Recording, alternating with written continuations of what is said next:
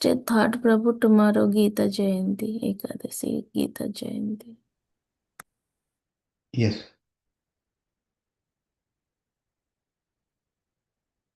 So we should have some discussion on Gita. I am fine too. Yes, Prabhu.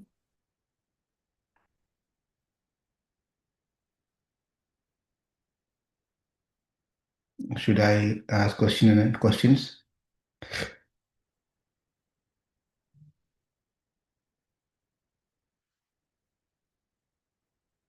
Sorry, I'm not prepared, so I'm just uh, going by your direction here. So Bhagavad Gita is the topic, then we can have some discussion around it.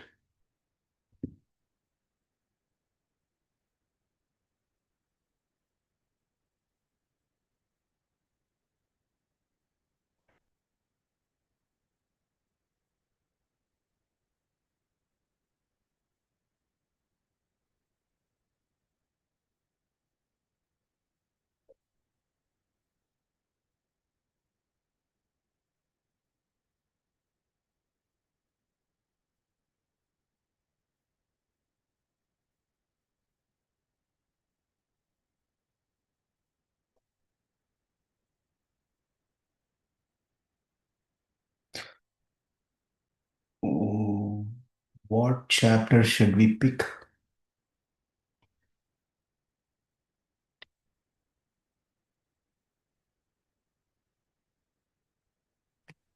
Chapter 9, Prabhu. If it is possible. I don't know. Canto 9? I said chapter 9, I said. Oh, okay. All right. Bhagavad Gita chapter 9. Okay, I was just wondering, Canto 9.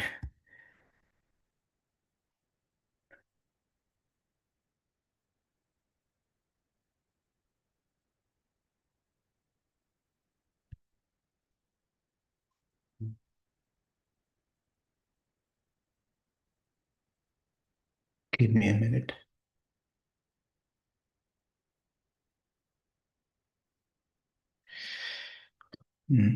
You all can get to chapter 9 by the base.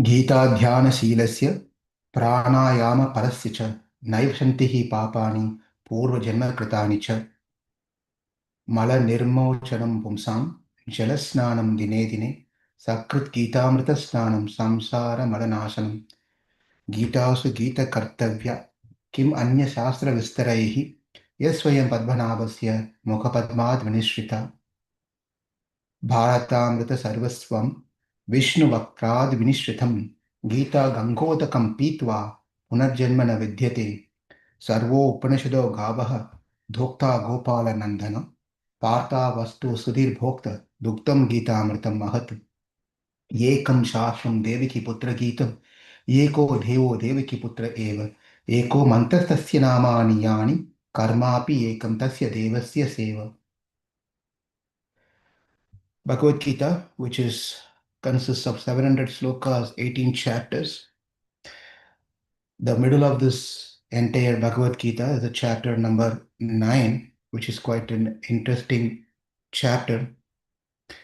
As being, if you have a necklace and the pendant will be on the center. Likewise, this particular chapter is like a pendant of the entire Bhagavad Gita. Very important, beautiful chapter where Krishna is going to speak about revealing something to Arjuna as a secret. Let me open the chapter.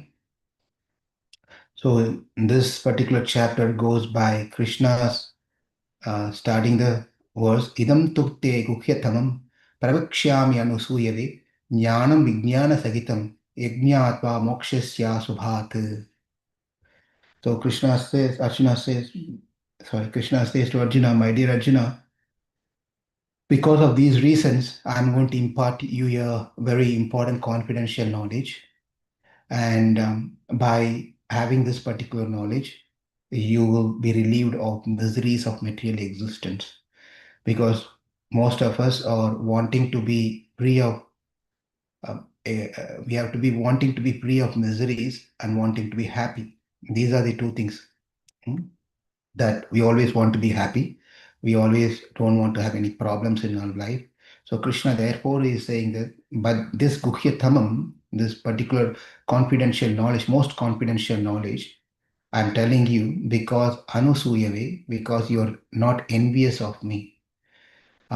That extends to the level of even applying the same principle among the devotees. It's not only to Krishna.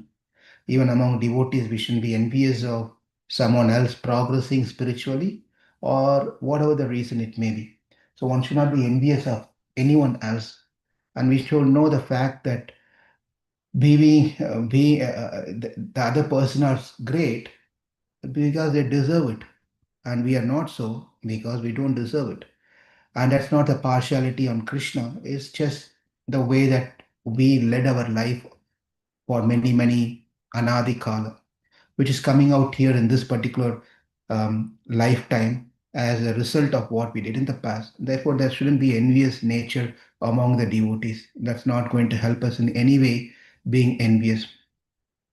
Therefore, Krishna is telling that I will tell you something which you have to know, which is Rajavidya Raja Guhyam Pavitram Idam Uttamam Pratyaksha Vagamam Dharmyam Susukham Kartum Avyayam.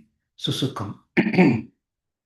This knowledge is called Rajavidya. Rajavidya, king of knowledge, of all the knowledge. This Vidya is called king of knowledge.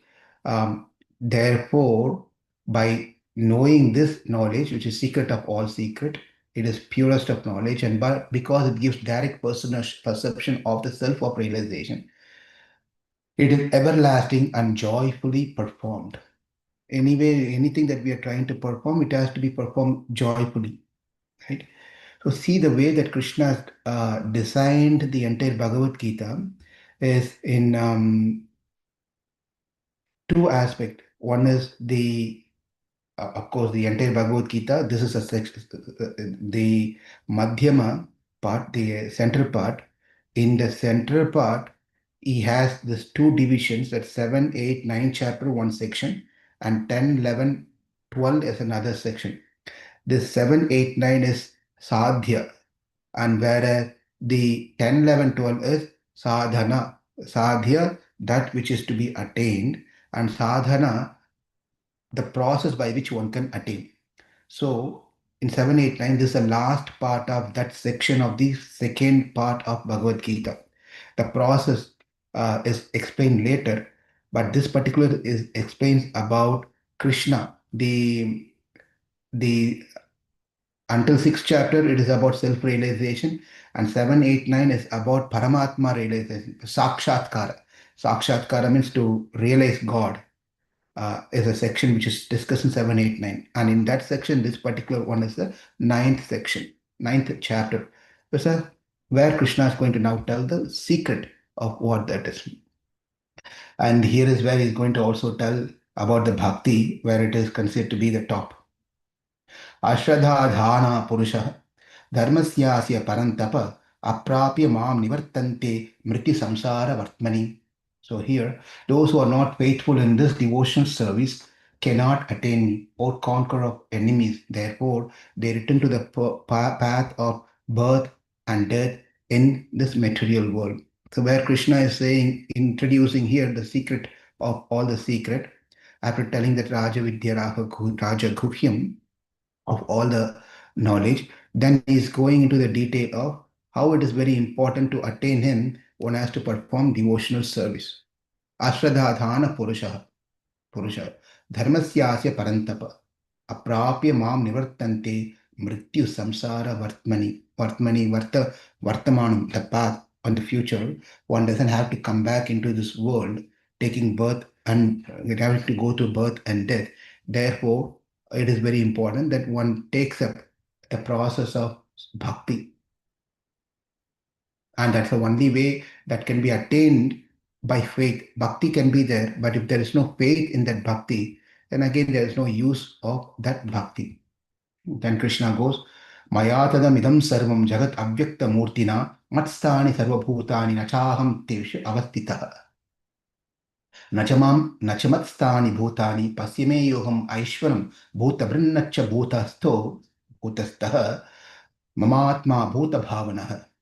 So Krishna says, now he is getting into the technical details of by me in my unmanifested form, this entire universe is pervaded. All beings are in me, but I am not in them. This is where it technically gets into the details of confusion. And Krishna gets into I am within, everything is within me, but I am not in them.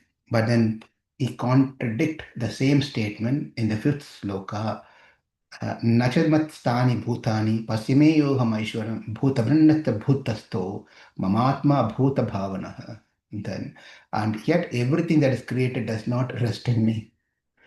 These two slokas are quite interesting slokas, where he says something and he denies what he said previously. Behold my mystic opulences, although I am the maintainer of all living entities, and although I am everywhere, I am not a part of this cosmic manifestation. For myself is the very source of creation. So Krishna, what he says is important. Three important things that we can derive from this is the technically it's called as Vyapya, Dharaka, Niyama. These are the three important things. Vyapya means that he is pervaded everywhere. There is no place that the Lord is not present. Vyapyam. That's why his name is called Vishnu. Hmm? Um, Vishwam, this entire Vishwam is he and also is pervaded everywhere. Vyapya. Second is Dharaka. Vyapya means is pervaded in everything, each and everything. Dharaka means not only is pervaded in each and every living and non-living things, but also Dharaka means he is the one who is a supporter. He is the one who is a foundation. He carries everything. Dharaka. Uh, he is pervaded everywhere. He carries everything. Not only that, Niyamyam. Niyamyam means one who directs, one who directs the things happening in the world. Uh, Without his direction, things cannot move. Therefore, these important three things has been explained in these three, in these two particular sloka, where he is present in everything, but he is not present. Meaning, what Krishna is trying to say here is, he is not present in the way that we are present now in our body. We are all present in our body because of our purva karma. That's why we have this body. That's why we are having certain things in our life. The Lord is not present in all of us or within everything because of the karma. He doesn't take a body. He doesn't come into this world because of karma. Therefore, he is not the way that we are in. He is different from the way that we are present. He is Ichcha Matram. That means he is just present there out of his own will. Hmm? Another point is that I can be present in my body, and because I'm present in my body, I can carry certain things. If I'm not present in my body, if I don't have my body, I cannot exist myself to carry. at certain things. But the Lord does not have to have a body to carry on his function, right? That's an important point. Krishna doesn't have to have body. Without body, he can perform sankalpa matram, right? For us, I cannot do sankalpa matram when if I don't have a body, I cannot be functioning at all. But Krishna can do any of these things. But another point is that from these two slokas important. That's why I'm giving some extra points here.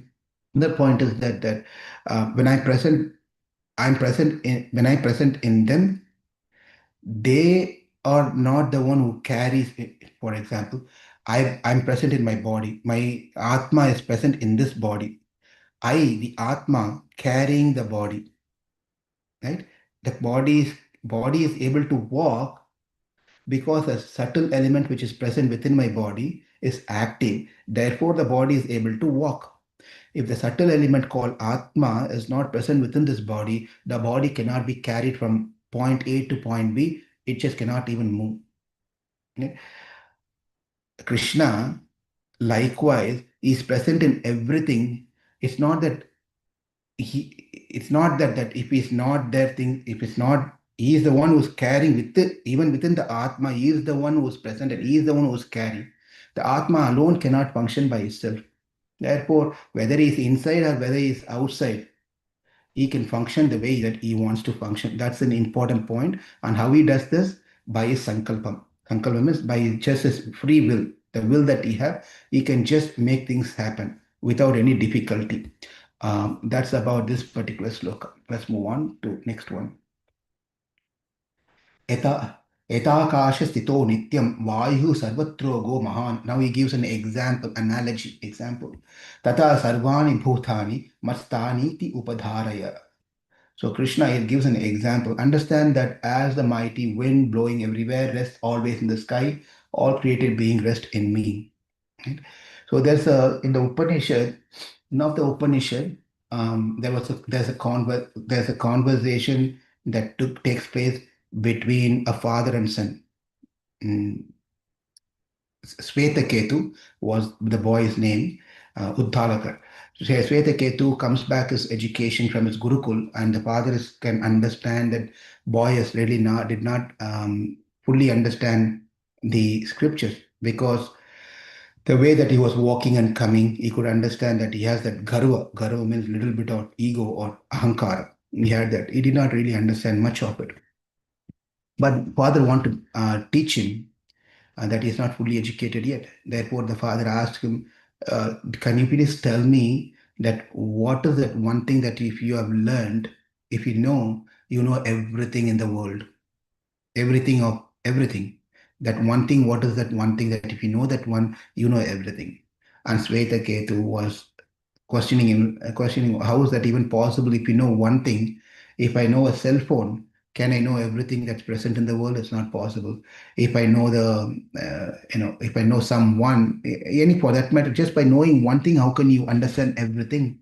So he was not very sure about this thing. Then he asked his father, what is that one thing could be where you can understand everything? Then the father said that if you know gold, that means you know already the variation of gold comes from gold, right? The gold ring, gold bangle, gold necklace, gold whatever it may be. If you know the cotton ball, then you know the shirt, pant, kerchief, towel, everything. Cotton comes. So by knowing the cotton, you know the products of cotton. By knowing the gold, you know the products of gold. Like that, is by knowing the Panchabhuta, the earth, water, fire, air, ether, then you know everything of this world which is made of this Panchabhuta. And that's where the Ketu thought that very good. Now I understood the Panchabhutas are the one that we all have to know. Then Father goes further beyond that even the Panchabhuta is time restricted, constrained, but it is also getting created. So you need to know beyond that where this Panchabhuta comes from. And the boy was a little bewildered. How can the Panchabhutas, the five elements, can be coming from somewhere? What is that somewhere? Then the father takes him to if you know the absolute truth, Therefore, from the absolute truth, everything comes. So that is the ultimate knowledge that one should have. The true knowledge that one should have is about the ultimate absolute truth, that is Krishna. If you know Krishna, then you know everything. Hmm? Therefore, here it says yatakasha stito nityam. Yatakasha stito nityam vayuhu sarvatro mahana tata sarvani bhutani matstani iti upadharaya.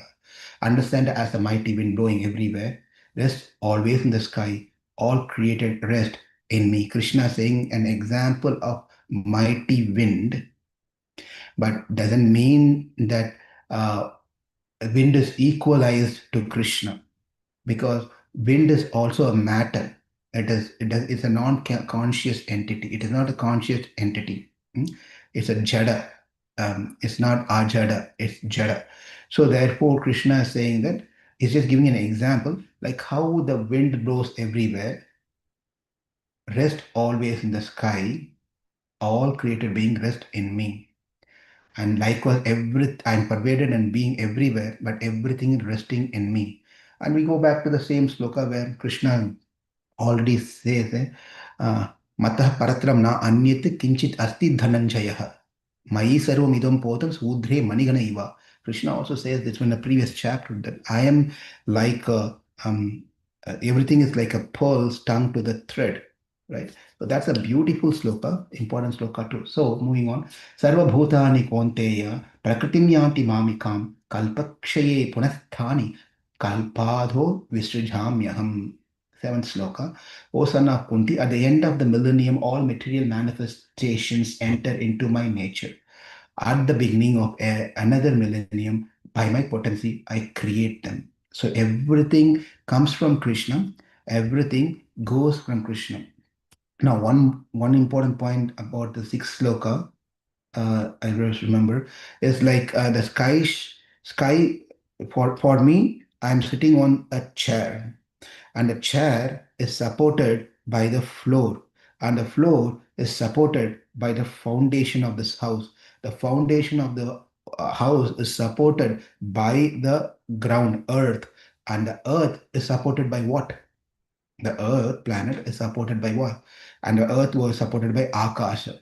Therefore, Adharam, this Adharam, Akasha is Adharam, but Akash is also temporary. It is not permanent. That is also one of the five elements. Therefore, that is also temporary. This is just for us to understand, going beyond to certain point of understanding how I am being supported. Right? We always have a tendency of I'm being supported by so and so, my by my by my employer, by my family, and so actually the Adharam is Krishna. Krishna is a supporter of everything for that matter. We don't just see him, that's all. But he is the one who is supporting. Not necessary we have to believe only. We see Krishna supporting. How do we how is that we make a theoretical understanding that I am sitting here, but the foundation, the earth is supporting. We don't keep on concentrate. Oh, we don't say that we realize that the chair is what is holding me, but in fact, there are many other goes deeper, and then there's the earth which is supporting me, and the Akash is supporting me. And we go further down. Actually, the Akasham is also residing in Krishna, and Krishna is the Adharam. Krishna is ultimately the supporter of everything that we can see, moving or non-moving or whatever it may be. It is Krishna who is supporting us. That particular point is very important. Sarva bhutani kauntaya pakritim yanti mamikam kalpakshe punastani kalpadho visujamyaham. Oh, son of Kunti. Yeah, so we already read this one. So Krishna is what he's saying is everything at the time of at the particular given time, layam. This is called pralayam. Means um layam means, how do I say, Karya Dasa and Karana Dasa. Karya Dasa and Karana Dasa, cause and effect. Karya and Karana means cause and effect. So pralayam is, layam means from Karya Dasa going to the Karana Dasa. Karyam is now something is happening, the effect is there. And then what is the cause? Going back to the cause is called layam. It may be confused with me. So that we are right now in an affect stage. We are existing now because of my karma. I have this body. etc. Right? This is an effect of something which is karana. When we go back to the karana, where we came from, that is called layam. Layam. Layam means temple, or alayam means residence. Alayam means a place of residence. When we go back to our original state, and that is called layam. Pralayam means from a effective state to the causative state. Going from effect from where we are and where we came from is called pralayam. So one should not be very much worried about pralayam, because wherever we came from, we are just going back to that state. That is called pralayam. Um, so Krishna is saying that pralayam happens, all material manifestation at that point of time enters into him, and at the beginning of every millennium, he again creates them back. Again, it comes into existence from where it was. It comes back into its original state. Um, if you remember, where in the part of in the creation part, we saw that there is a pradhana, right? And then Pradhan, then it's changed to Mahan, and Mahan changed to Ahankara. Ahankara changed to Satvika Ahankara, Rajasa Ahankara, Tamasa Ahankara. There are three Ahankara, right? Let me tell something again. Prakriti or Pradhan is an unmanifested and something material, material element. The pradhanam is a prakriti, or pradhanam is called a material element, which is at the time of pralaya, you cannot differentiate anything within that pradhan, material cosmic unmanifested state. And during the time of creation, that part of pradhanam, the part of pradhanam, a little portion of it changes it into mahan, and within that Mahan, a part of Mahan changes into Ahankara. And that Ahankara classified into Satvika, Rajasa, and Tamasa Ahankara. And the Satvika Ahankara as Pancha Jnanendriya and Pancha Karmendriya. Pancha Jnanendriya and knowledge obtaining senses, and Pancha Karmendriya and workable senses, that which is able to work. Right? And then the Tamasa Ahankara, the Tamasa Ahankara has Pancha Tanmatra and Pancha Bhutam. Pancha Tanmatra, where you have the smell, um, touch sense, and hearing sense, and all those different things, right? Those are the Pancha Tanmatra, and outcome of that is Pancha Bhuta, where we already saw in the seventh chapter, I think, where Krishna said, Bhumir apor nalo vayuhu kam mano buddhir evacha ahankara ityammi bhinna prakriti ashtaya. Right? Though Krishna, we said it this in the seventh chapter also. So Krishna says everything comes in this way, and reverse happens the same way. It just goes back in the reverse order. Whichever the order it came, it just goes back into its original state. That's seventh sloka number 8. Prakritim Swam, this is sloka 8, sloka number 8 now, 7th is finished. Prakritim Swam avistabhya visirjami punah punah bhuta gramam imam krishnam avasham prakriti vashat. So Krishna goes into the 8th chapter where he says, the whole cosmic order is under me, under my will. It is automatically manifested again and again, and under my will, it is annihilated at the end. So it's the same point where is it? This is under his influence, Krishna's influence. Krishna does this. Why even Krishna has to do this creation and destruction every single time? Why he has to do this one? What is the necessity for Krishna to create something? There should be some purpose. If you are doing something, there should be a purpose. It cannot be accidental. When our people, scientists and researcher does something, they purposefully try to invest their time into research and find something. In the process of finding something, something may come without even where their idea, they find something else, right? Accidentally, that may happen. But when Krishna creates and Krishna does destruction, it is not accidental. It should be some purpose behind it. Why he is doing this creation and destruction? What is the necessity? Right? There are two purposes that's been given, that has been told from the Vedanta Sutra. One is Leela Matram. He does as a sports. He just does as a sports, where you take the children. Classic example is given where you take the children to the the shore of the beach shore, and the children start making beautiful castle. They make this beautiful castle, right? And then the brothers and sisters and friends, they all play with this castle. Once a parent says it's time for us to go, come on, let's go, and the child has, just kicks off the castle happily and then walks away. Hmm? And so likewise, Krishna does create this world out of Leela Matram just for as a sports. He likes to create, he likes to enjoy these things happening, which may sound like, oh, for his enjoyment, am I the person to suffer like this? So therefore, that's one reason. And therefore, the second reason is, but also that particular reason is also when he enjoys, he's also, there are different types of way that people laugh in life. When you see some situations happen, when some event is taking place, someone's uh, does something, and you laugh at that thing that's happening. Someone does foolishly, then also we laugh at that person, right? It gives some sort of joy or some sort of thing. Likewise, Krishna's Leela of a smile of seeing this Jivatma, even I've given so much to these people, I've given everything that they need in their life, but still he's sitting and cribbing and crying and worrying about things. And he laughs in that manner.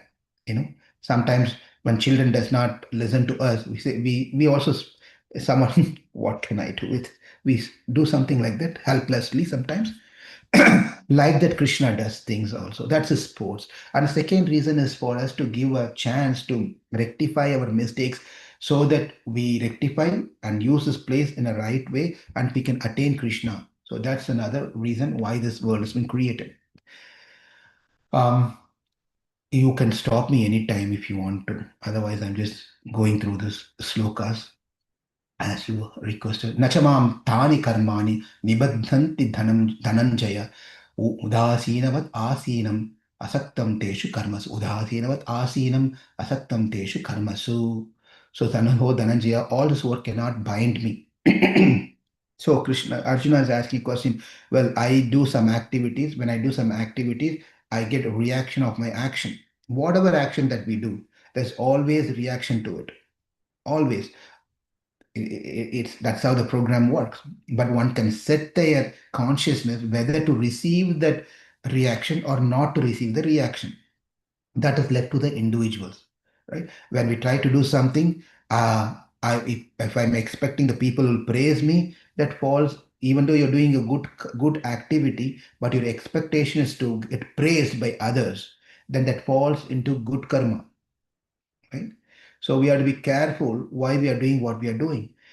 If we are doing something for pleasure of the devotees and Krishna, then does not fall into good karma. It is simply a devotional service, which doesn't give us a reaction. So for Arjuna's question is, Krishna, you are doing all these creations and destruction and maintenance and so forth.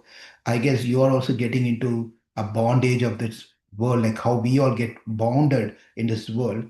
So you are also going to get karma of this one. Therefore, Krishna says that I don't get teshu asaktam karmasu. So Krishna says that I do not nachamam thani karmani nibadnanti nibadhanam bandam nibandhanam, where the binding Dhananjaya, I don't get bind into the actions of my work by getting any reactions. Udasina. Why? What's the reason? Udasinavat asinam asaktam teshu karmasu. I'm never, I'm ever detached from all these material activities. I'm neutral. I'm not attached to any of these things. I'm neutral. Therefore, for me, none of these things is going to be affecting at all. That's his point on this particular sloka. Let's move on to the next one. 10th sloka. Uh, मयादक्षेण प्रकृतिः सूयते च शराक्षरं हेतुनानेन कौन्तेय जगत् विपरिवर्तते जगत् विपरिवर्तते मयादक्षेण Adakshena. Adakshena means having a vision. Diksha. Adakshena means having overseeing the thing. Overseeing. Maya Adakshena means under my supervision. Under my supervision. That's what Krishna. Under my supervision. Prakriti. Let's read the translation better. This material nature, which is one of my energies, is working under my direction. This Prakriti is not because there is a theory. There is other schools of thought which says that there is a Prakriti and there is a Jivatma, and they combine together, the world revolves, the world gets into function. The Prakriti is non-sentient one, but it has a material elements, whereas the Jivatma is a sentient one which doesn't have a material element. Therefore, the combination of sentient and non-sentient, Chetana and Achetana, Jada and Ajada. So these two come together and a handshake and things get created. And that's a school of thought. There's different school of thought. They say that Ishvara is not that Sankhya philosophy. This is Sankhya philosophy. In Sankhya philosophy, Ishvara is not needed. It doesn't. It's not part of the whole program. It's only Prakriti and the Jivatma. They combine together, and that's what the world is happening. That's why the whole thing is happening.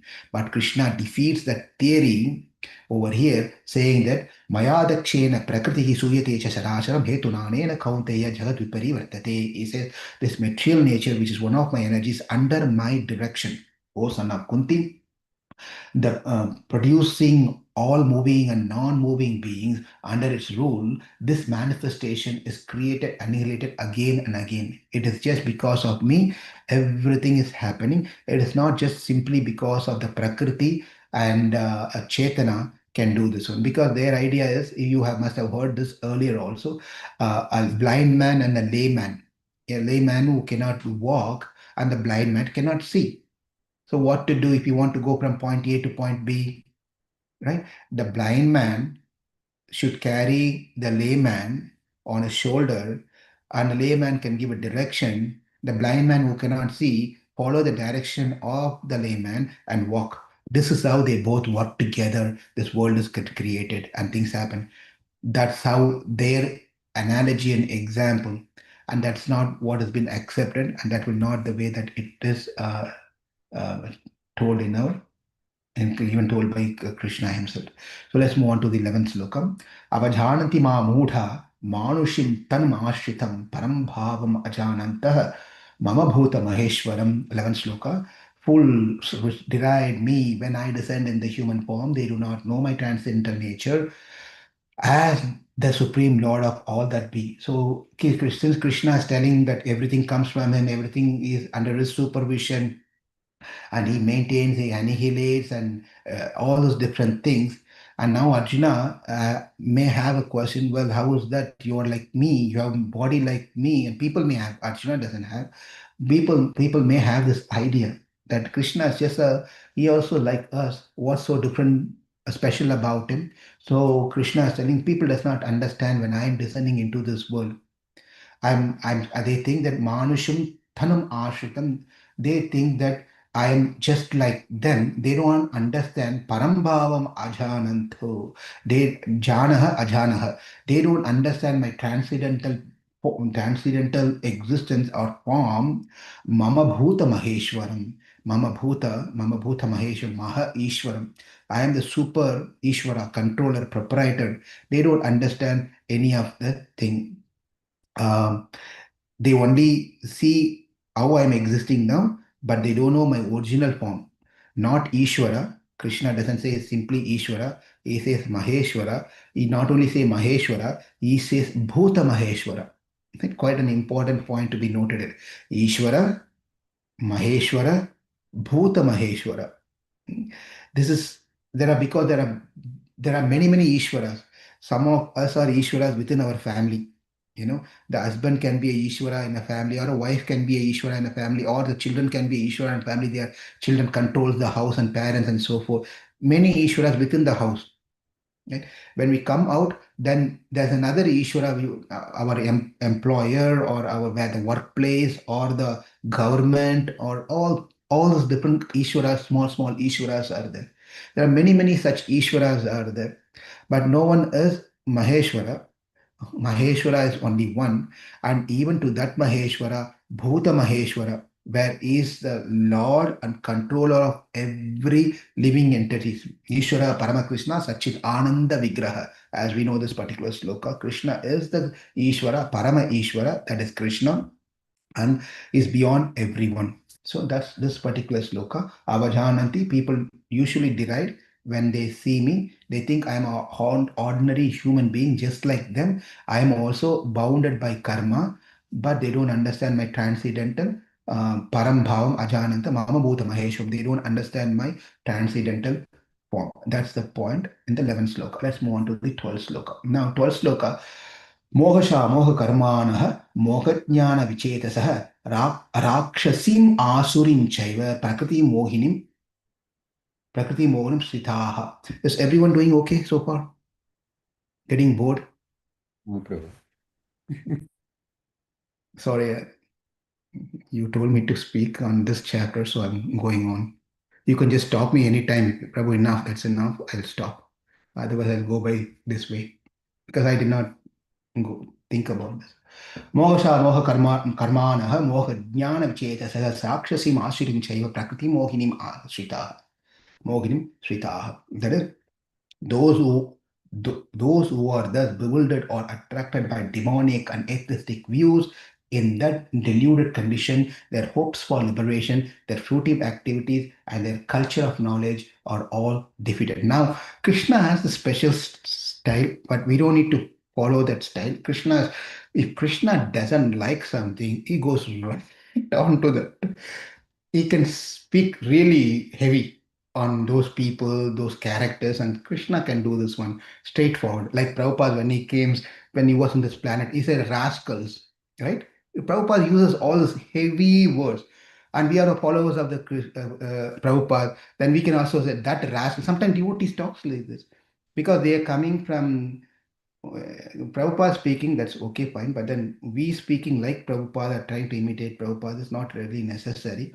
But anyway, Krishna has a style.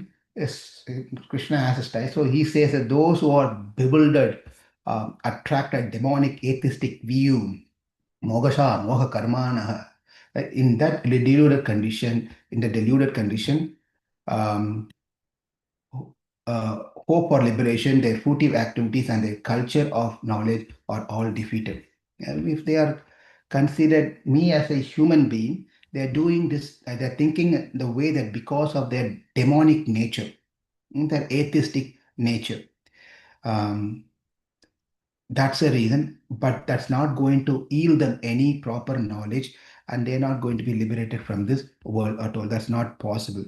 So here, Rakshasim Asurim are two categories of people or living entities has been taken. Rakshasim, Rakshasa guna is tamo guna, Asurim is Rajo guna. So they are in the Tamasa guna and Rajo guna.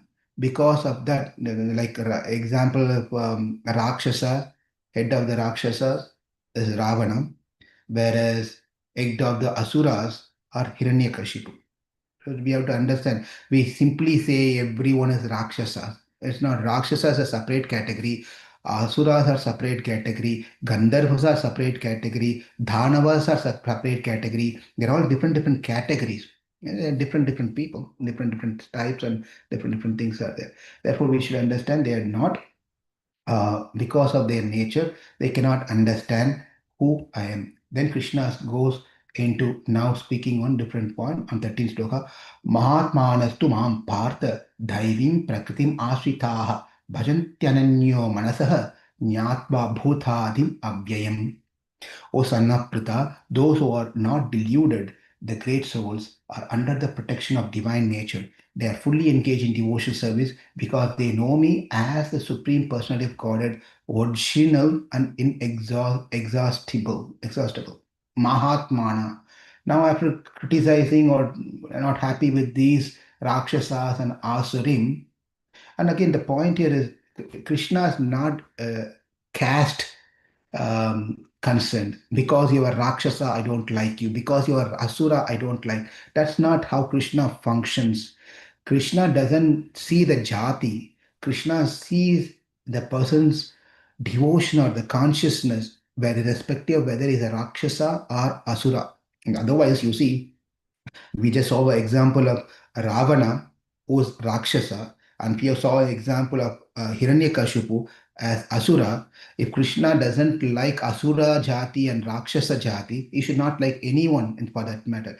But within Rakshasa, Bibhishana was Rakshasa. Krishna, Ramachandra loved Bibhishana, right? Whereas within Asura, Prahlad was an Asura Bhalaka, Asura child. But then Krishna Lord loved, he came down just for that Asura boy, right? So we should understand, when we are dealing with someone, we don't go by their birth, their riches, their appearance, their knowledge. We go by their character. We go by their bhakti. This is something that, someone was, anyway. So anyway, I finished it since I started. Someone was telling, I am from this particular family. This person was keep on telling, I am from Brahman family, I am from Brahman family, I am from Brahman family.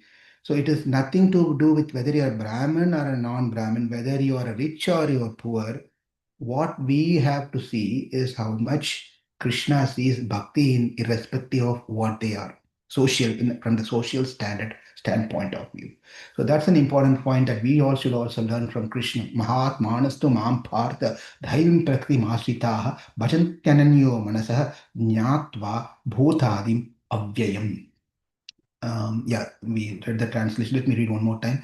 O son of Pritha, those who are not deluded, the great souls, are under the protection of divine nature. They are fully engaged in devotional service because they know me as the Supreme Personality of Godhead, original and inexhaustible. So how is that this great souls is not bewildered, not deluded? So we have to go back to the seventh chapter. For one to become a great soul, it is not accidental.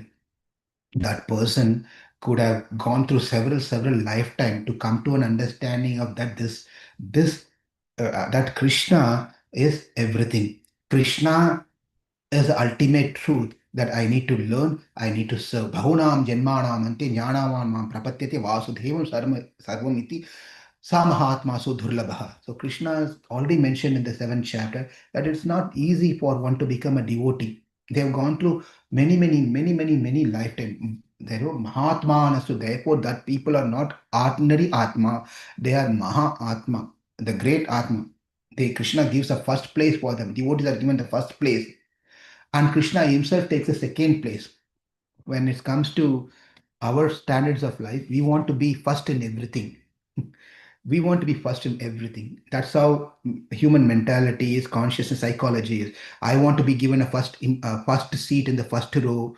I want to be called out in the first. When you're thanking people, my name should be in the top list. When you're sending a thank you letter, my name should be on the top. Everything I want to be in the first, right? Even if you're serving prasadam, I should be taken care first. Everything, but Krishna is not like that. Krishna places his devotees first, and he takes a second place.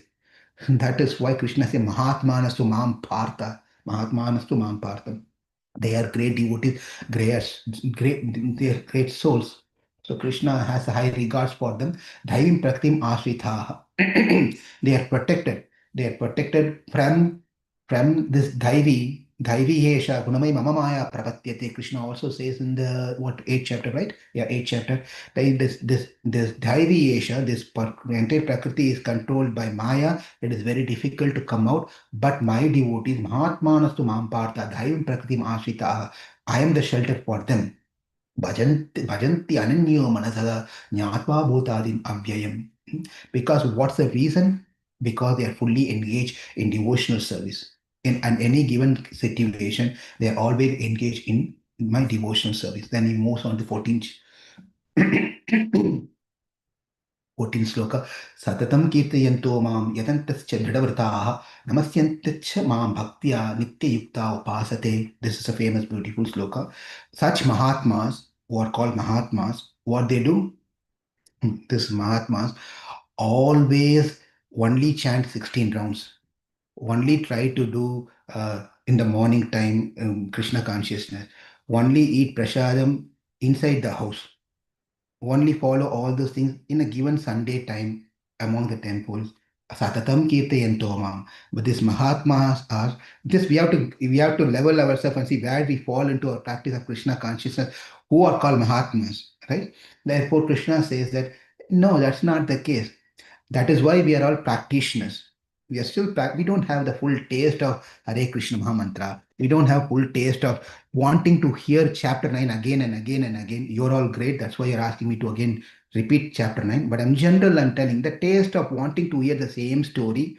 Say how much, how is that? But the interesting point is that when you see all the Puranic story, everything, you will see the audience who are sitting in the Puranic stories is not that they are hearing this for the first time. So many in Vyasa, Dhaumya, and Narada Muni, and every, you just name every, the people are sitting and hearing all the stories are already well versed on these topics. They can give a lecture on that. But then for us, when we hear one story one time, two time, we are done with it. We are getting bored out of it. That's why Krishna says, Mahatmas are those who are satatam kirtayanto mam, always chanting my glories, endeavoring with great determination. They have a great determination. Bowing down before me, these great souls perpetually worship me with devotion. Because important point in this particular thing, when the particular sloka is chanting, we all do. We have some determination. Yes, we have a determination. That's why we are getting up in the morning. We're sitting here. We go to the temple, irrespective of the weather condition or whatever it may be. We are trying to do something. Some determination is definitely there. Not that we don't have that one. And we also bow down in front of Krishna. We bow down in front of devotees. We do all those things. But what we need to make sure when we are doing all these different things is Nitya Yukta Upasate Namastyanta Samam Bhaktya Nitya Yukta Upasate. We have to do all this thing with devotion. If the devotion part is missing, but I'm chanting, but I'm hearing, I'm going to the temple, I'm doing services, but bhakti is not there. That is a missing main ingredient. You just imagine Mohanam Prabhu is here. Mohanam Prabhu has been called for Sunday feast program. His famous recipe of khichdi and banana sweet, what is it, halwa that he makes with banana and things. He made everything. He forgot to put the sugar and he forgot to put the salt in the khichdi. Looks so opulent, so nice, so nice. It just, watering. But then when you eat, those two ingredients are missing. What's the use of all the effort that is being put? It's gone, right? Therefore, we do all those things, but the main ingredients of bhakti is not there. Then we are lost. That our practice is not going to be recognized. So that's 14th sloka. Let's move on to the 15th sloka. Bhaktya, one more important point from this 14th sloka is that word bhaktya can be combined in this sloka is beautiful sloka, that bhaktya can be added to kirtana, bhaktya can be added to yatancha, bhaktya can be added to namasya, bhaktya can be added to nitya yukta, bhaktya can be added to upasate. So how do you do this one? Bhaktya kirtanya, bhaktya yatancha, bhaktya namastyancha, bhaktya nityayukta, bhaktya upasate. That means what? We do kirtana, we do yatancha, we do namaskara, namasyantya, you do nityayukta, you do upasate, but everything has to be done with bhakti. So that bhakti term should be added to each and every of these lines and terms that have been mentioned over there. That is why satatam kirtayanto mam. Satatam bhaktya kirtayanto mam. So we have to add to every satatam bhaktya yataha. Satatam bhaktya namasyate. Satatam bhaktya nityayuktaha. Satatam bhaktya upasate. That's how we have to understand. It's all the time, always we have to be engaged in what has been mentioned in this particular sloka number 14. Let's move on to sloka 15. We are halfway through. No, let's move to the 15th. Yeah, this 15. Jnana yajnena chapyanye yajanto ma upasate ekatvena prataktvena bahuda vishvato mukham. Bahuda vishvato mukham. Okay. So let's read the translation. Others who engage in sacrifice by cultivation of knowledge worship the Supreme Lord as the one without a second, as diverse in many and in the universal form. Now Krishna gets into the details of what it is that is important that needs to be done is jnana yajnana. By cultivating, there are different types of yajna that can be performed. This is also discussed in the fourth chapter of Bhagavad Gita. One of the yajna is jnana yajna. By cultivating the knowledge is also called an yajna. By cultivating the knowledge, and some worship the Supreme Lord as one without a second. They meditate, they cultivate the knowledge of that is one without a second. That means there is no one that is equal to or greater than Krishna. That one who is not equal to or greater than Krishna has diversed into many forms, and in this universal form also, Vishwarupam. So even though he is one without second, he manifested himself into different forms. And then this universe, the Vishwam, this whole world, is also his form. That is held in the 15th sloka. Now let's move on to the 16th. Kratur, aham yajnaka sat swadaham aham aushadam, mantroham aham evajam, aham agnir aham utam. So, but it is I who am the ritual, I the sacrifice, the offering to the ancestor, the healing herb, the transcendental chant, I am the butter and the fire and the offering. Now the whole thing starts here, that Krishna starts telling that Swayam Prayojanam. And what is the reason for these things which be spoken in the 13th chapter? It speaks about Swayam Prayojanam, what is the benefit of that one. And then the 14th chapter 14th sloka speaks about the Nishta, sadhana Nishta. And now in the 15th, it speaks about the advanced sadhana Nishta. One is completely advanced who speaks so much. That is we discussed in the 15th sloka. Now what Krishna is trying to tell here is that he is everything. Whatever is being done, it is for his sake. But it is I who am the ritual, I am the sacrifice, I am the offering to the ancestor, the healing herb, the transcendental chant, I am the butter, I am the fire, and I am the offering.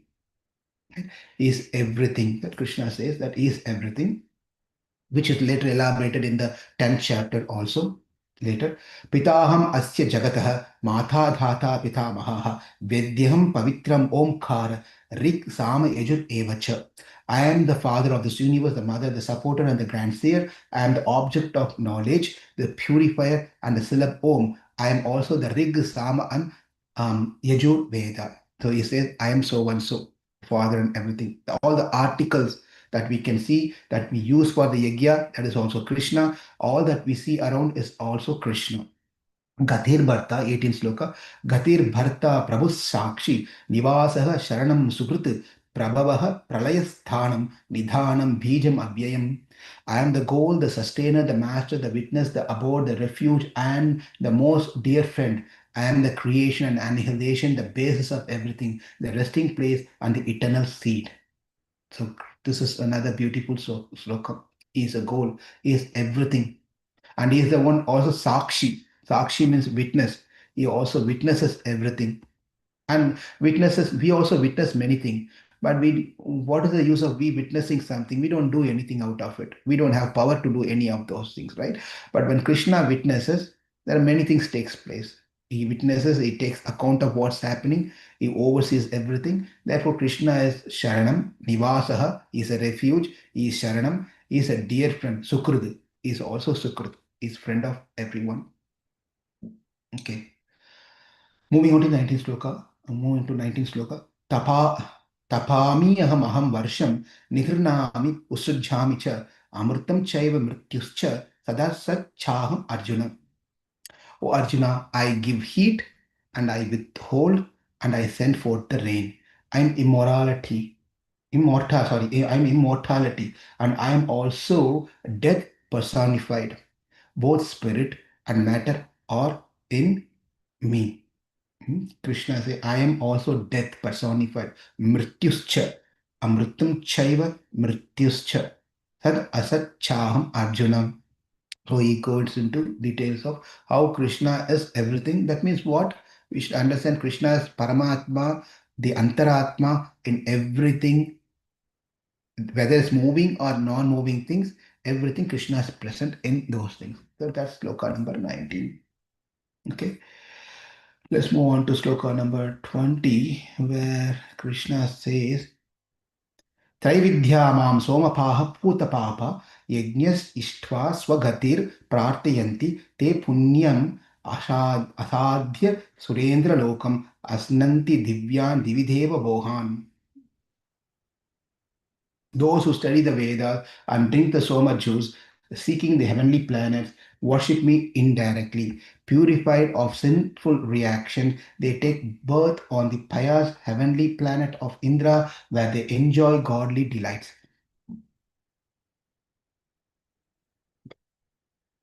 So Krishna here wants to further glorify his devotees.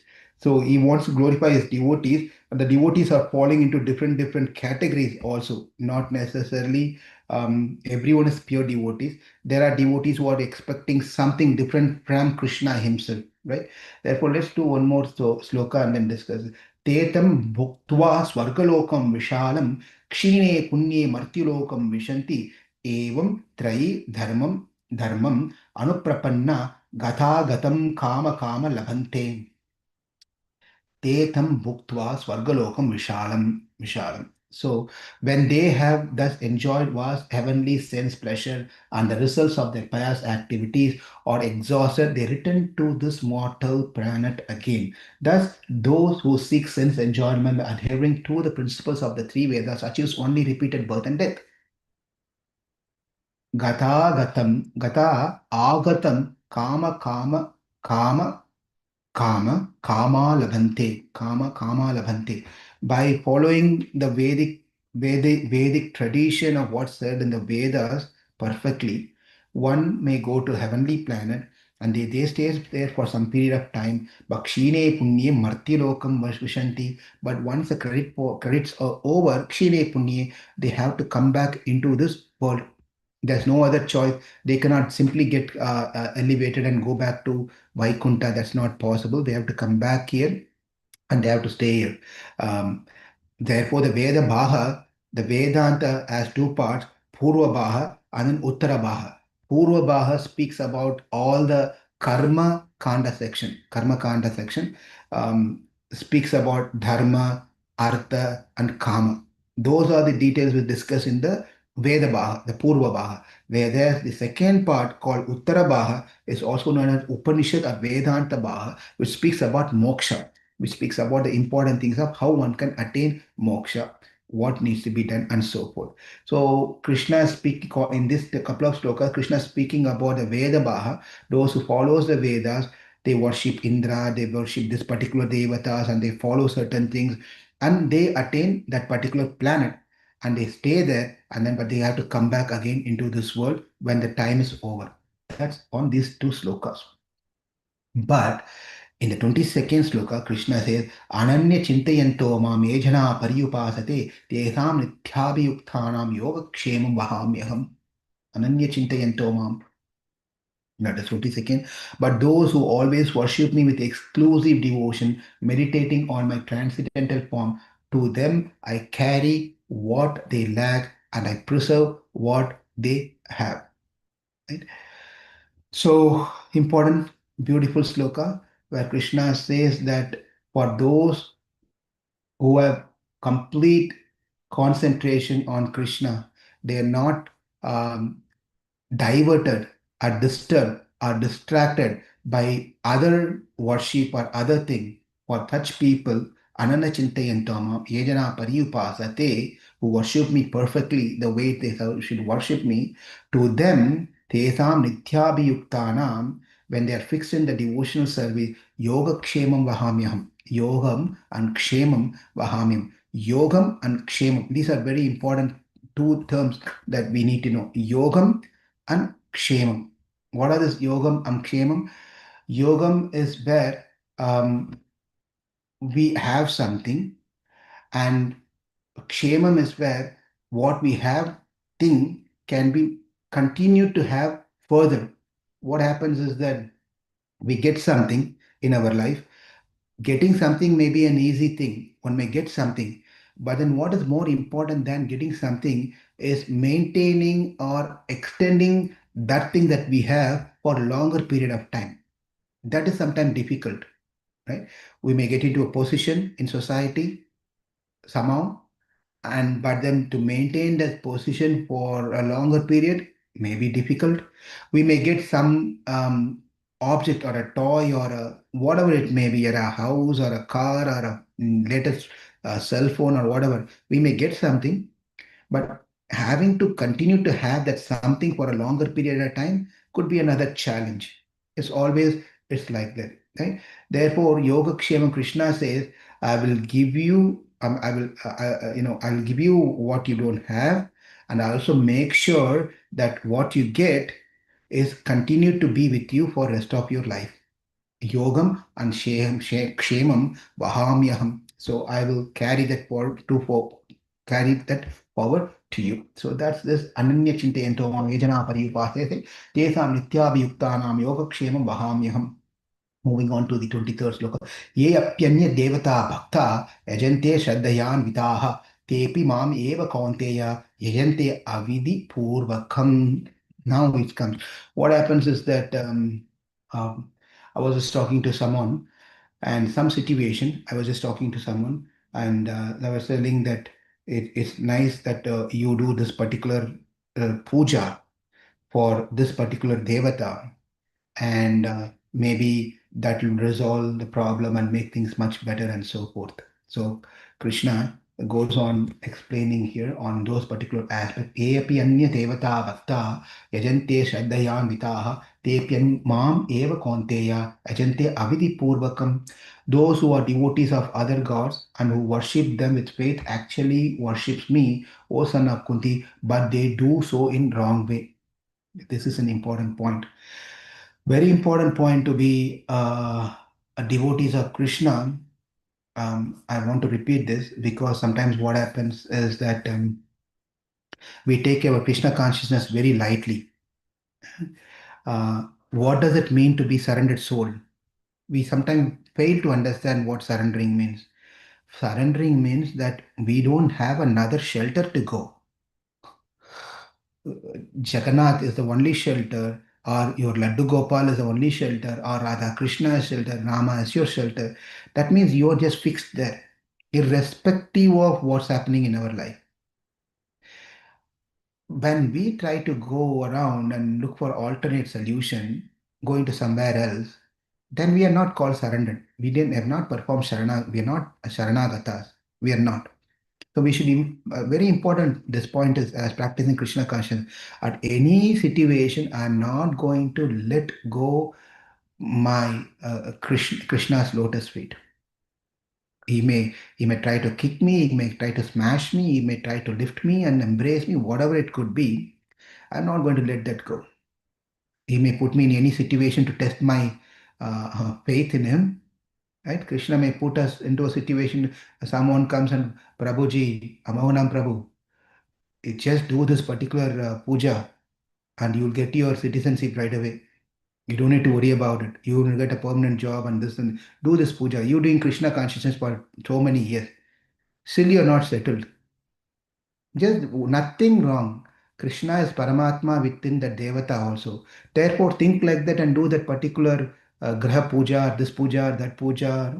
Do this one. What is the problem? Krishna sends a very perfect friend of us to come and give nice advices like that. And that's a test point. We don't need to really be too much worried about all those systems of what planetary is going to affect us and these things.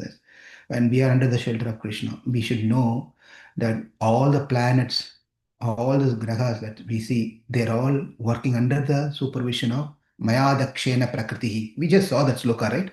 Maya Dakshena Prakriti. Everything works under Krishna's supervision. That's all.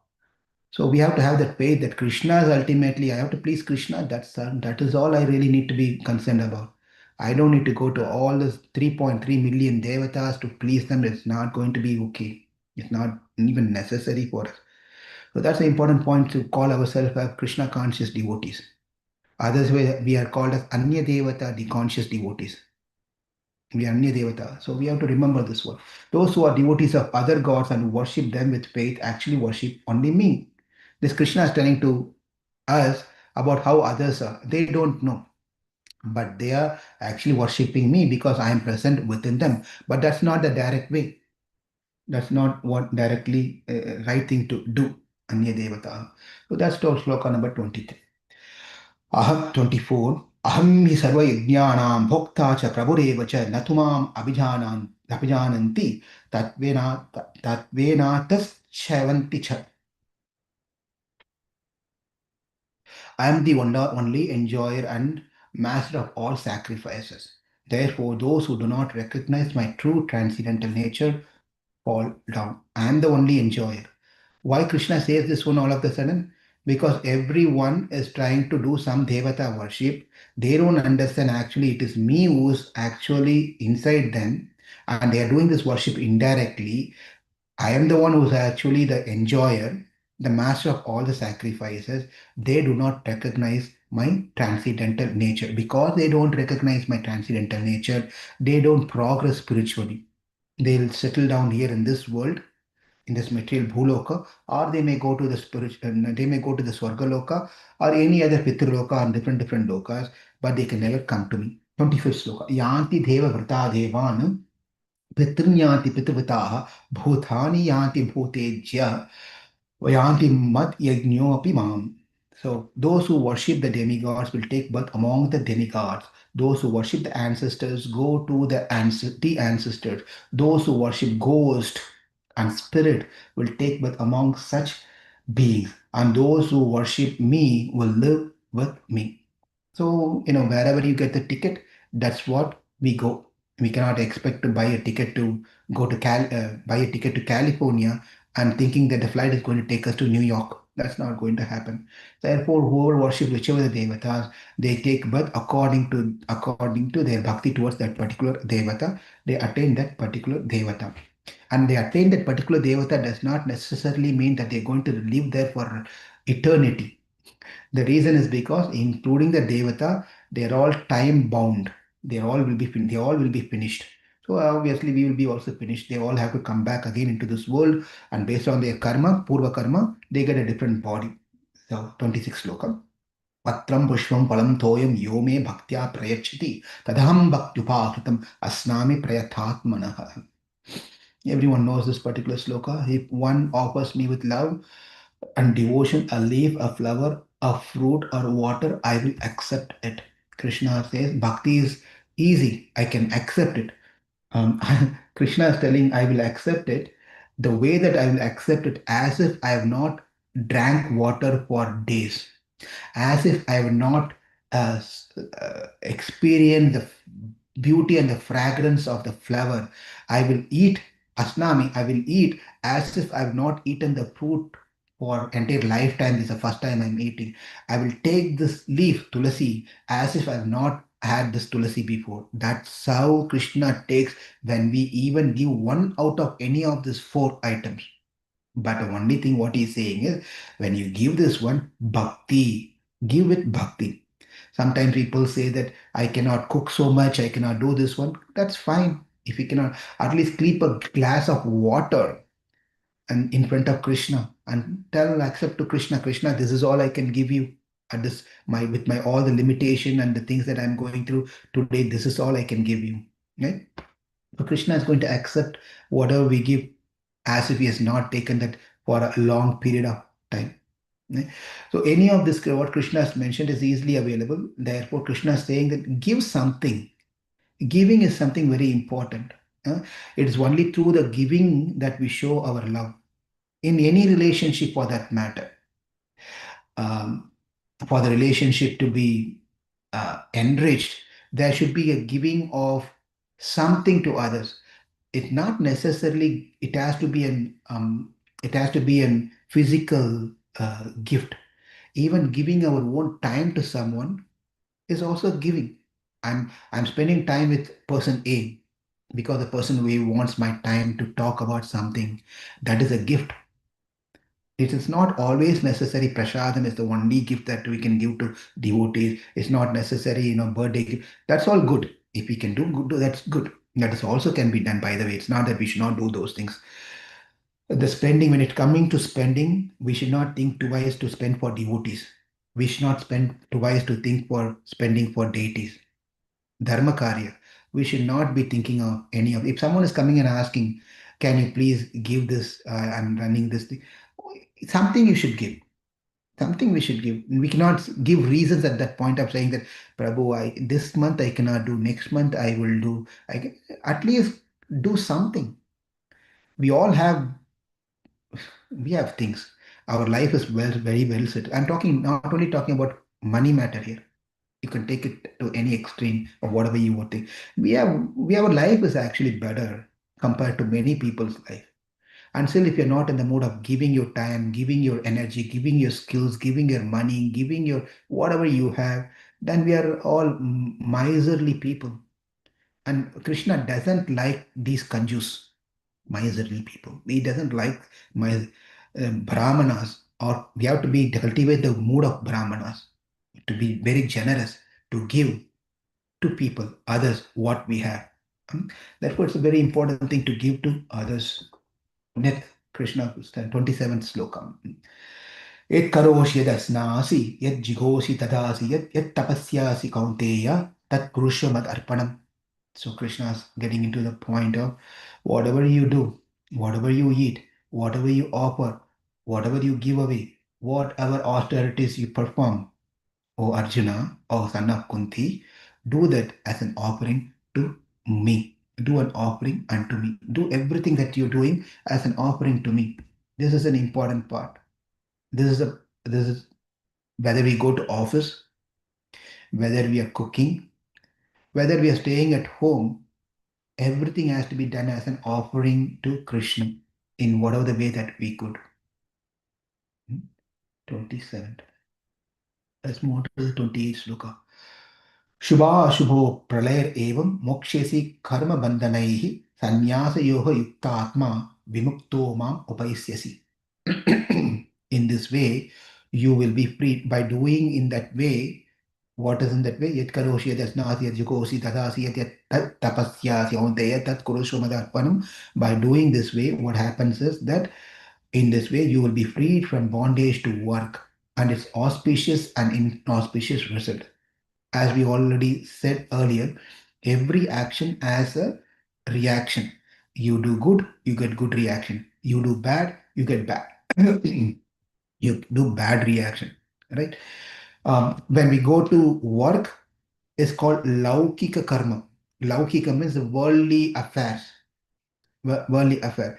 Whereas when we do a devotional thing, then this a devotional karma, whatever devotional karma we are doing. But irrespective whether it's laukikam or vaidika, like vaidika or laukika, everything can be done as an offering to Krishna. That's what Krishna's point is. One should not see that office is different from my devotional practices. That if anyone is thinking like that, then they are the beginners in Krishna consciousness. Right? The person who is mature in Krishna consciousness, they do not differentiate Laukika karma and Vaidika karma. Of course, in Laukika karma, you cannot go with dhoti. You cannot do all those what you're trying to do, right? That's a different set altogether. But the consciousness is very important. The consciousness is what is very important. Because when you go to office, Arjuna was going to the battlefield. Arjuna was going to the battlefield not with a chanting bag. Please understand, it's a practical thing. Arjuna went to battlefield for a purpose. There you don't see him. He's having a chanting bag in the chariot. Krishna is driving the chariot. He's saying Hare Krishna, hi Duru, hi Dushar. He was not telling all this thing and chanting Hare Krishna, Krishna Krishna, Hare Hare. That's not what he's supposed to do there. What was he doing is the important thing. He was doing his duty, but in the Krishna consciousness manner. Right? So it's a very important thing. We do not become very fanatic of what we are trying to do. Where we are, we play that role perfectly in service of Krishna. This is somehow or the other misunderstood, or somehow or the other no understanding at all among practicing devotees. They mix up things and they think They are in higher Krishna consciousness by going to office, listening to lecture, reading books, reading chanting, doing everything. Now I used my Krishna consciousness. I made my work also Krishna consciousness. You didn't. You cheated the company. They paid, they're paying you for not to come and do this to give some result to the company. That is why they are trusting you and they're paying you. And you don't do that job, you're a cheater. Simply, you're a cheater. I'll tell you one best nice thing. Chanakya Pandit. Chanakya Pandit was at his home and he was being called by the king to come. So the minister comes to his house and telling him to come. King wants you to come to the palace.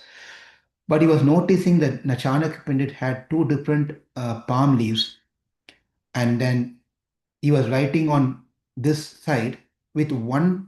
Um, we'll call it as a pen, right? Pen. And the other one is taking another one and writing on another one. So if you have two notebooks in front of you, right? And you want to take some notes or write something in two notes, and you have a pen. Generally, what we do, you use that one pen on both the notebooks to write. That's what generally we do. We don't put one pen for one note, another pen for another note. No one does that one. For each note, you don't have different pen or pencil. But Chanakya Pindu was using a different one for different and different one for different pen for another one. So this minister was asking, what is that you're doing here? And Chanakya Pandit said, this one, the right one, is my personal notes. And the left one is I'm doing what the king wanted me to do. So what? Why are you using different and why are you using different pen? Well, personal notes is bought by my personal salary. That is my pen, my note. I'm using for my personal thing. I'm using separately. This is I'm doing for the king. He's paid me, so I'm using what has been needed for his thing. I cannot use his money into my personal thing.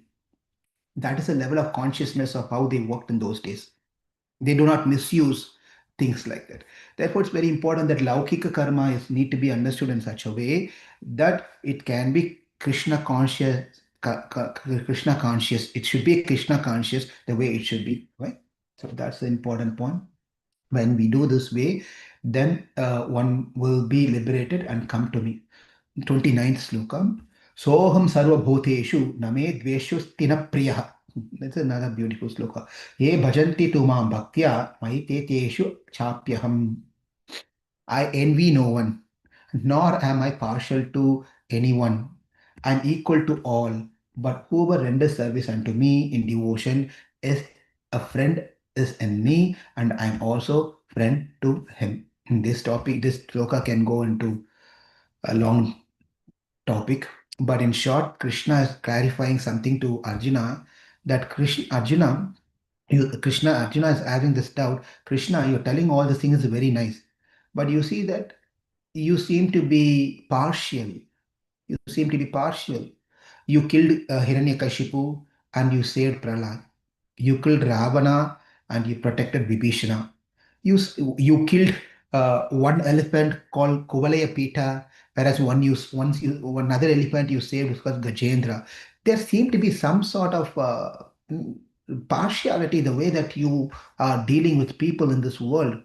There should be something about it. So that's Loka Krishna says. So samoham sarvabhuteshu. Listen, Arjuna, samoham. I'm equal to everyone. I'm equally disposed to everyone. I'm not. This is very challenging in our dealing. If you have people who are in favor of you, you like those people. If those people are not in support of you, you don't. We don't like that people. We always have this difference of people, how we interact, how we like, how we dislike. But Krishna is not like us. Samoham sarva bhuteshu. He is equal to everyone. Name dveshostina priyaha. He does not envy anyone. He does not have to envy anyone. Based on that, he doesn't put them into such situation. Let you suffer for this year. Let you enjoy for next year. He doesn't do any of these things. He is equal to everyone.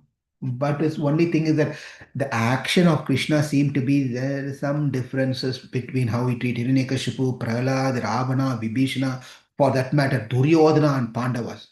Duryodhana and Pandavas. Right, that's one. Anyway, we'll stick on to the slokas here. Otherwise, that's one nice nice story.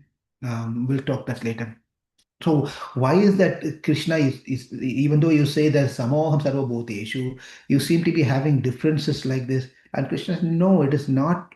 When I say samoham sarva bhuteshu, please understand what it means is that this is an important point. Please focus. Krishna also shows some variation, definitely, right? He's not so much so. I was just this is several years back. Uh, when His Grace Gauranga Prabhu from Chowpatty, he came and stayed with us. This is many years back. We came to St. Louis. He stayed with us one day, and I was having a conversation with him. In the conversation, I was just talking to him, saying that, Prabhu, why is that we are giving, we are treating people based on how they give donation. If you are giving a donation, high donation, then you treat and give benefits more to that person. If your donation is lesser, you get lesser benefits. If you have not given a donation at all, you get free Sunday feast. You don't have to pay for it. So why is that a difference between how we treat the devotees like this? Is this really needed? This was several years back when I asked this question to Prabhupada. When I asked this question to Gauranga Prabhu. He said, well, that is needed. It is definitely needed. That differentiation of how we reciprocate to people based on how they do things is definitely needed. That is a human psychology, and that's how people will expect also. Even if they don't expect, some donors are there, they don't expect anything. They don't want even their name to be appearing on some any of these things. But there are people, even if you give a tube light, they will paint their name in black color.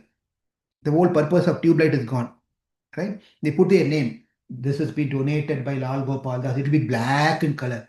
You won't have light at all, right? So there are like people like me who like to have the names, people like others who doesn't have like to have the names. So though that doesn't matter, but we have to reciprocate to such people in a nicer way. Similar similar theory is applied over here.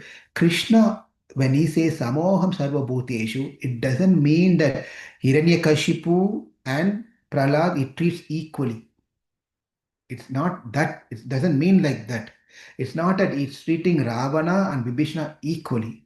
What Krishna is trying to say here is when anyone comes and surrender unto him, when they surrender, he does not see whether this person is rich or poor, whether this person is man or woman, whether this person is human or animal, whether this person is educated or uneducated, whether this person is ugly or beautiful, whether this person is healthy or unhealthy. I do not consider any of these factors when a person surrenders unto me. Samoham sarva bhuteshu. In that way, I'm equally disposed to everyone. I do not different. The reason that you see the difference in the world is simply based on their karma. Based on their karma, you see differences. That's all. You see the Deva, Manushya, Stavara, Jangama, with and different jatis, Deva jati. Among the Deva jatis, you see Vasu, Rudra, Aditya. Among the human, you see the Brahmana, Kshatriya, Vaishya, Shudra. And different, so many differences are there. The differences are, I didn't decide those differences. It is based on their karma. But I am equal to everyone, irrespective of whatever the differences that they may have. I am equal to everyone. I do not show any partiality in that matter. Samoham sarva bhuteshu name deshu tina priyaha ye bhajante tu ma bhaktya maite teshu chapyaham. Okay, we'll move on. We're almost getting there. Apachittu duracharaha. This is another wrongly understood sloka many times. Let's see what Krishna says here. Apachattu duracharah bhajante mam ananya bhak sadur evas evas mantavyah samyak vyavastito hi sah. Even if one commits the most abominable action, if he is engaged in devotional service, he is considered saintly because he is properly situated in his determination. So this is the reason this is an important sloka is Krishna is saying that even if one commits the abominable action, what Krishna is trying to say is continue abominable action, continue chanting, I'll consider you as a great Mahatma. That is not what Krishna is saying here. Krishna is not going to let us go pre-doing whatever nonsense we want to do, but also go and put some money in the hundi and continue doing sinful action, offending devotees, talking bad things. You do all those things and Hare Krishna, Hare, I chant extra 16 rounds, 24 rounds, 32, Hare Krishna, Krishna Krishna, and give wonderful classes, but you offend devotees, you commit sinful activities. That is not what Krishna is saying. Doesn't matter, yaar. You continue doing all the sinful activities. Just be a devotee, that's enough. That is what Krishna is saying. What Krishna is saying is Mitra bhavena sampraptam natvajeham katamchana dosho yati api tasya syat sakam etat agrutam. This is a sloka from Ramayana where Ramachandra is saying that I do not anyone who surrenders unto me, even in the form of a friend, I do not reject them. I reciprocate them. I will reciprocate with them. So whereas Krishna, what it means here is you might have committed sins, you might have done all nonsensical things, but then once you surrender to me, I do not consider anything that you've done in the past. Past is past. I do not worry about that part. Now that you surrendered, you repent for your mistakes. Now that is all a qualification that is needed for me to accept you. But this is not to say a free thing for us to continue doing sinful activities and continue doing devotional service, because those two does not go hand in hand. If we call ourselves as devotees, then we should avoid doing sinful activities, especially Vaishnava Aparadha. We should not be doing these things. And because Krishna doesn't like, then you are not called as devotees. We cannot be called as devotees. That's sloka number 30. Okay. 31. Kshipram bhavanti dharma. Again, Krishna goes into the extreme now point uh, where he talks about how soon this person, by doing this one, even that person who is fallen person now who surrendered to Krishna and repent for his mistakes and makes a determination that he's not going to commit again at least those mistakes, because mistakes we are going to keep on doing something or the other. We learn from mistake and we try to not do that mistake again. Life is going to be like that. Okay, so anyway, so what happens is Kshipram bhavati dharmatma sashvat chanti nigachati kaunteya pratijanihi name bhakta pranashyati. Now Krishna is interestingly employing Arjuna to do some service here in the battlefield. He quickly becomes righteous and attains lasting peace. O son of Kunti, declare it boldly that my devotee never perishes. Krishna says that you go and announce to the world that my devotees never perishes, and they will quickly attain the righteous and attain the lasting peace. Lasting peace means Krishna is indirectly telling what Krishna is telling. Lasting peace is only available in the spiritual world, not in this world. In this world, is not at all possible. It's very difficult to get the lasting peace. Therefore, one attains lasting peace means they will attain Krishna, and you can boldly go and announce to everyone. Because Krishna is letting Arjuna to go and tell this one. If Krishna tells, people does not believe, because Krishna has a record of saying something and doing something. Therefore, Krishna knows his problem. If I say this one, people may not believe. I'll sell something and I will not do. Therefore, they may think the same way. But when my devotees tells, they will accept it. When devotee says, they will accept it. Therefore, Arjuna, you go and tell rather than me telling this thing. So you go and tell. So next move on to the 32, and let's do the 32 and 33 together.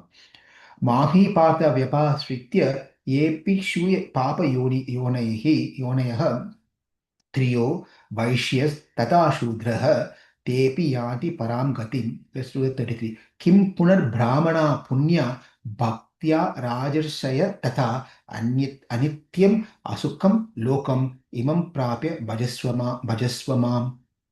O son of Pritha, those who take shelter in me, though they be of lower birth, women, Vaishya, Shudra, can attain the supreme destination. How much more this is so for righteous Brahmanas, the devotees, and the saintly king. Therefore, having come to this temporary miserable world, engage in devotional service unto me. Everyone gets the body based on their purva karma.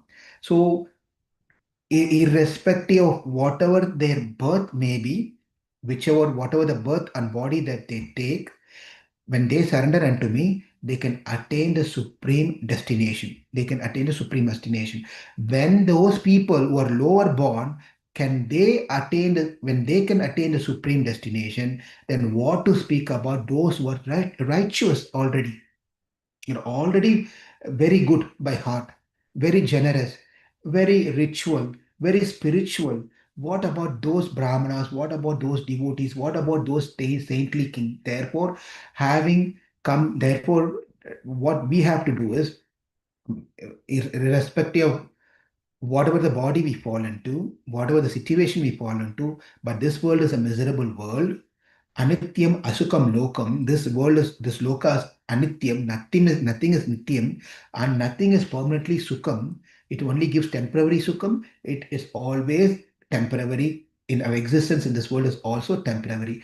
But imam prapya bhajaswami, bhajaswamam. But engage in devotional service. By engaging devotional service, then you can attain me. Okay, the last loka of the ninth chapter.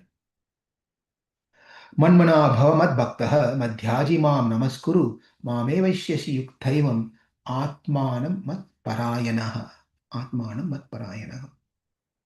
Engage your mind always in thinking of me, become my devotee, offer obeisances to me, and worship me, being completely absorbed in me. Surely you will come to me.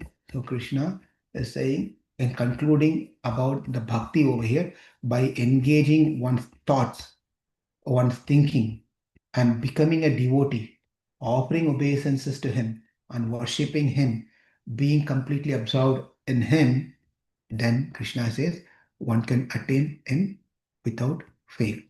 That is the last part, the sloka where Krishna finishes the bhakti, giving an importance of how important it is to think about him. Manmana bhavamat bhakto madhyaji mam namaskuru mamevaishasi yuktaivam atmanam mat parayanah. So Krishna says that one should be engaged in devotional service all the time, not just one time. All the time one has to be thinking of Krishna as much as possible. Om Tat Iti Bhagavad Gita Upanishatu Brahma Vidyan Yoga Shastre Sri Krishna Arjuna Samvade. Um, uh, this one, what is this chapter 9th? Ananya Yoga Nama Namo Adhyaya. Yeah, we'll stop here and see if there is anything to add.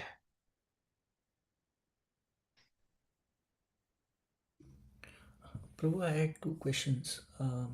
In one of the verses, you mentioned that our devotional service should be for the pleasure of the Lord, not for any appreciation. But we see that we start the devotional service for the pleasure of the Lord, but after the service, maybe we crave for some appreciation, some glorification. So, is that considered as a good karma, or it is still considered as a devotional service? When someone is glorifying, appreciating, No. So we start with that pure intention of serving the Lord. But after the service has been completed, we might crave for the glorification, appreciation from devotees, acknowledgement from the devotees. So, because we are craving for that glorification or appreciation, is that karma considered as good karma, or it's still considered as a devotional service? It's a good karma. Okay. It falls under good karma. But we can pray to Krishna. I still have that wanting of recognition, wanting of praise. Samavadi Krishna, purify my heart. We can pray to Krishna. And second question which I had, like the verse of Ananyashchintayanto Mam. So yoga kshemam. So I was thinking like uh, let me open that one second. Yoga kshemam. So Krishna preserves what we have. If we and the reason he's giving that, because if we have the exclusive devotion, so at our stage we don't have that devotion, and still Krishna says that whatever progress you make in the spirituality, that will be maintained. So why Krishna is so audarya? Even we don't have that devotion, still he's maintaining whatever progress we have done in the spiritual. Practical thing, simple thing. If he doesn't maintain, there are high chances that we may fall down. So Krishna's the whole purpose, it's just like that. We let our child to walk. For the first time, they're crawling and then they started walking. We let them walk, but we don't let them fall. Right? We give them the free will to try to take a step and walk as a parent, but we'll not let them fall down. We'll immediately hold them. So Krishna, in that same parental Vatsalya rasa, he helps us. He tries to add more value to our devotion. Otherwise, we'll get discouraged, disappointed. The Krishna doesn't want that to happen in our life. Thank you, Prabhu.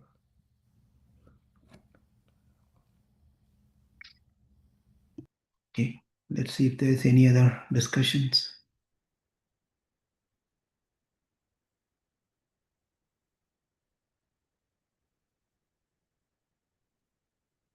Priya Mataji, you are the one who asked for this. Anything to add?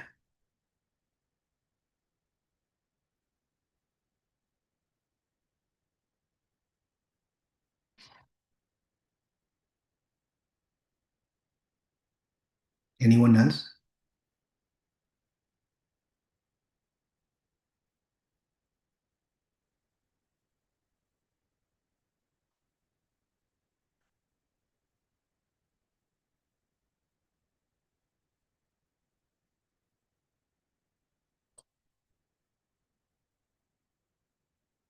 Nothing to discuss?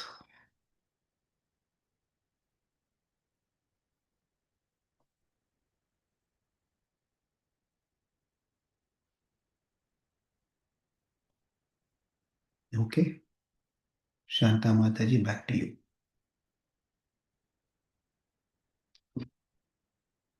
Thank you, Prabhu.